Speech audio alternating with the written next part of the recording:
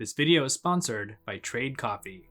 Generally, when we hear about the great Persian cities of antiquity, thoughts of Persepolis, the magnificent city built by Darius the Great, or Ctesiphon, the stunning capital of the Sasanian Empire, come to mind. But before these cities, there was the more modest capital of arguably the most famous and important Persian king of all, and that was Pasargadae, the city built by the founder of the first Persian Empire, Cyrus the Great. Before we continue, I'd like to thank the sponsor of this video, Trade Coffee. By partnering with some of the country's top craft and boutique roasters, Trade Coffee connects you to the greatest variety of best and independent coffee makers out there from all over the country. Trade Coffee's team actually taste tests thousands of coffees to keep 450 different kinds live and ready to ship fresh every day.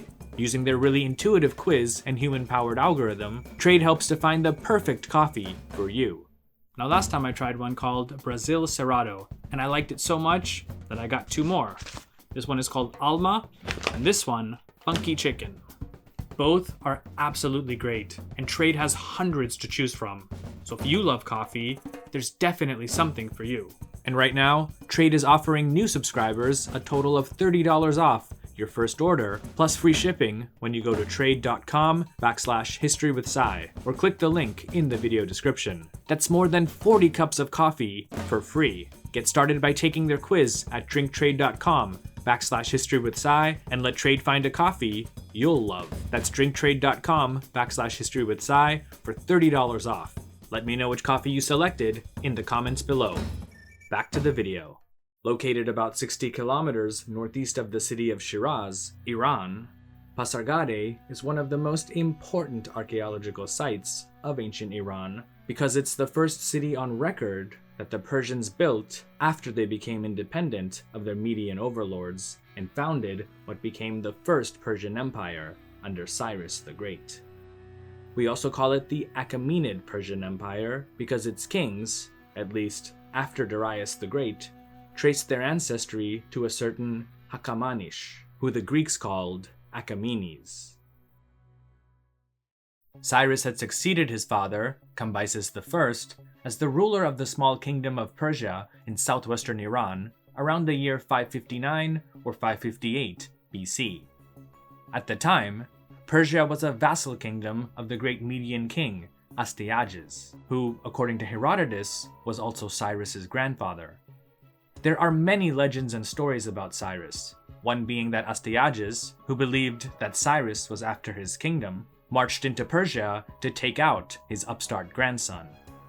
According to several classical authors, it was at the site of Pasargadae that Cyrus decisively defeated Astyages, and so, according to the Greek geographer Strabo, Cyrus held Pasargadae in honor because he there conquered Astyages, the Mede, in his last battle, transferred to himself the Empire of Asia, and constructed a palace as a memorial to his victory. Soon afterward, Cyrus marched to the Median capital of Ecbatana and accepted the city's surrender, thus becoming the king of both the Persians and the Medes. While Ecbatana would remain an important city within his new empire, Cyrus didn't make it his new capital. Instead, he made plans to transfer the capital from the old city of Anshan to the now auspicious site of Pasargadae. The origins and meaning of the name Pasargadae are unknown, but the Greek historian Herodotus wrote that one of the tribes persuaded by Cyrus to revolt against Astyages was the Pasargadae. It's possible that the site of Pasargadae may have also been the home of where the tribe of the same name lived. On fortification tablets discovered at the site of Persepolis, there are references to a town or area called Batrakada or Batrakatash, which some believe may have been the Elamite name for Pasargadae. However, the most famous monument is the simple yet awe-inspiring tomb of Cyrus himself, where he was laid to rest in 530 BC. At one time, there was an inscription on the tomb that read, "I, Cyrus, the king, in Achaemenid." It's believed to have been inscribed on the tomb several years after his death by a later Achaemenid king, most likely Darius the Great. Though today in ruins, the area around the tomb was a sort of peaceful sanctuary up until Pasargadae's conquest by Alexander the Great in 330 BC. About 500 years later, the historian Arrian wrote the following about Cyrus's mausoleum. The tomb of Cyrus was in the royal park at Pasargadae. A grove of various sorts of trees had been planted round it. There were streams of running water and a meadow with lush grass. The base of the monument was rectangular, built of stone slabs cut square, and on top was a roof chamber, also built of stone, with access through a door so narrow that only one man at a time, and a little one at that, could manage, with great difficulty, painfully to squeeze himself through.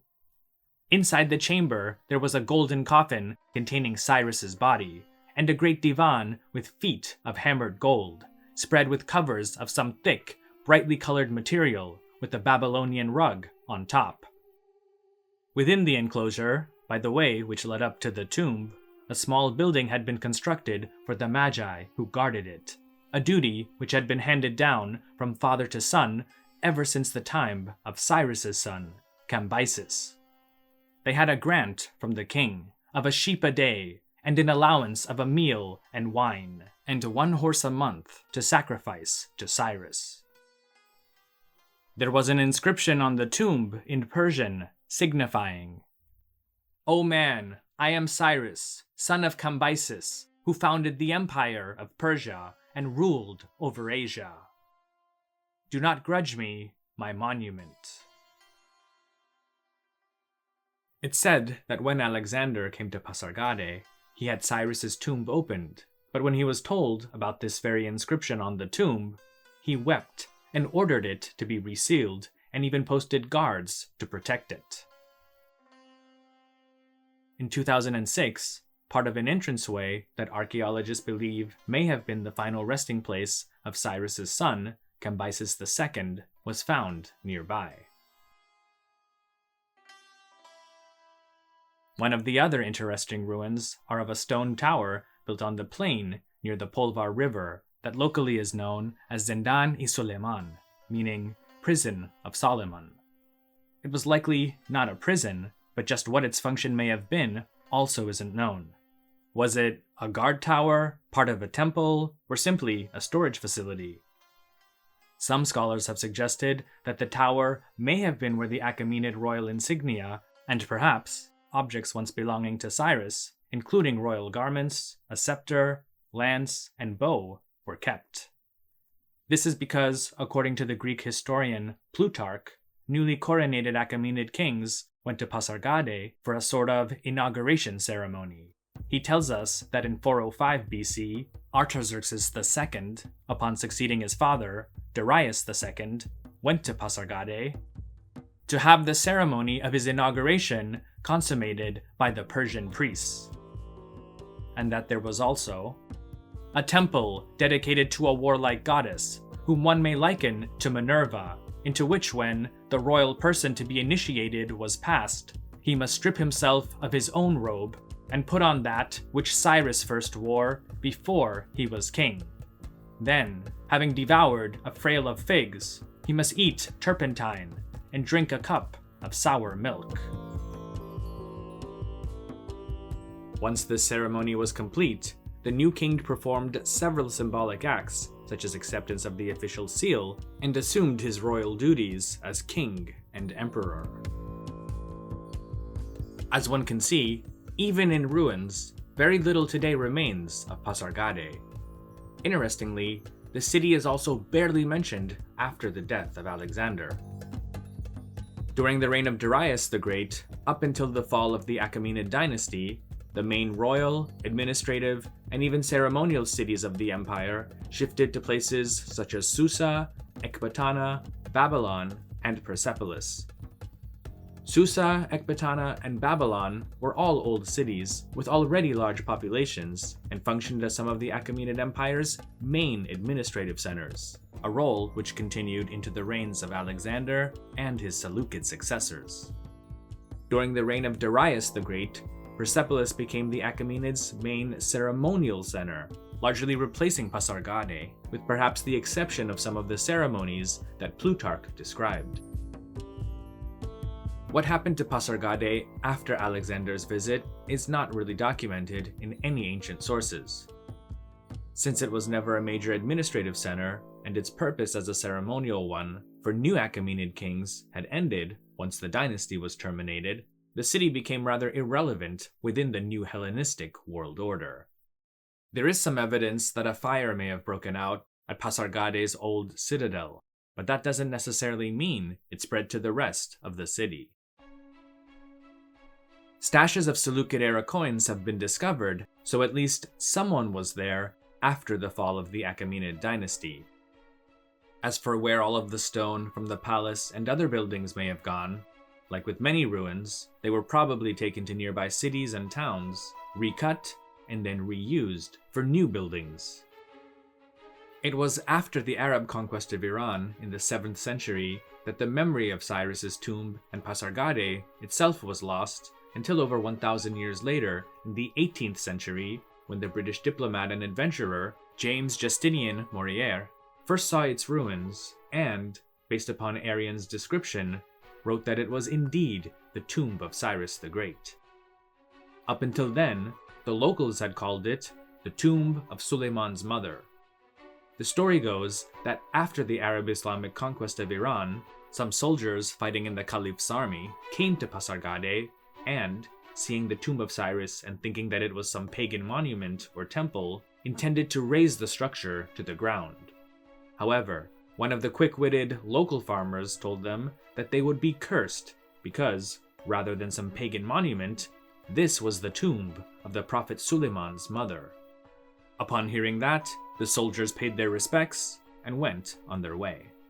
I can't verify the story in any historical source, but it is what I was told by the local guide when I visited Pasargadae many years ago. And so, that's the story of Pasargadae, the city of Cyrus the Great. As always, thanks so much for stopping by, I really appreciate it. I'd also really like to thank Grankek69, Yap de Graaf, Pasta Frola, Michael Lewis, Daniel Allen, Danny Van Eck, Wenix TV, Robert Morgan, Frank, Tim Lane, Sebastian Hurtado Correa, Michael Trudell, John Scarberry, Franz Robbins, Brendan Redman, Faridun Dadachanji, Jimmy Daruwala, Sherkam, Farhad Kama, and all of the channel's patrons on Patreon for helping to support this and all future content. Check out the benefits to being a Patreon member, and if you'd like to join, feel free to click the link in the video description. You can also follow History with Cy on Instagram, Facebook, and Twitter, as well as continue to listen to special audio programs on the History with Cy podcast. Thanks again, and stay safe.